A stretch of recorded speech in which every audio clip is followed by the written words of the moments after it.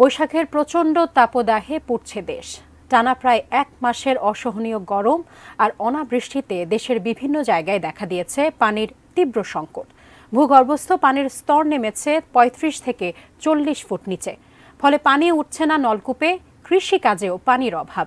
ঝিনাইদহের পরিস্থিতি জানিয়েছেন প্রতিনিধি ইমন হাসান। দেখব ডেস্ক রিপোর্টে।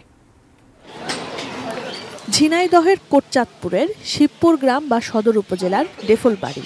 টানা তাপপ্রবাহে মানুষের স্বাভাবিক জীবনে যেন অদ্ভুত এক সংগ্রাম নেমে এসেছে। গ্রামে গ্রামে পানির জন্য হাহাকার। শিবপুরের ৩০০ ও ডেফলবাড়ি গ্রামের ২০০ টিউবওয়েলে পানি উঠছে না। যেখানেই পানির সন্ধান মিলছে, হুমড়ি খেয়ে পড়ছে গ্রামবাসী।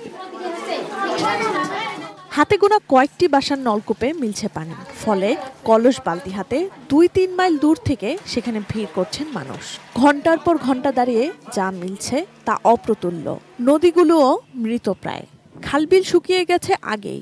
এসব নদ নদীতে ধান চাষ করছেন কৃষকরা। একটা চিত্রা নদী আছে, সেখানে এমন ফাটা ফেটে গিয়েছে, সেখানে যেও পানি নেওয়ার কোনো কায়দা নাই। টিউবওয়েলে পানি উঠছে না, এই সমস্যা। আমাদের গরু বাছুর নিজেদের খাওয়া দাওয়া কষ্ট, খুবই পানির কষ্ট। কারণ এক গ্লাস পানি খরচ করতে হলেও মন কান ভেবে চিন্তে থেকে করতে হচ্ছে।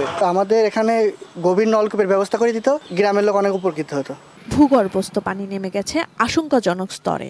জেলার নদীগুলো খনন করা গেলে সংকট অনেকটাই কমে আসবে বলে মনে করেন পাবু কর্মকর্তারা। নদীগুলি খনন যদি হয়ে গেলে নদীগুলি পানি থাকলে সমাধান পাওয়া যাবে বলে আমি আশা করতেছি। আপাতত বিকল্প হিসাবে তো আপনাদের ডিপ টিউবওয়েলের সংখ্যা একটা এলাকা ভিত্তিকে জনসাধারণের জন্য এগুলি বাড়াইতে হবে।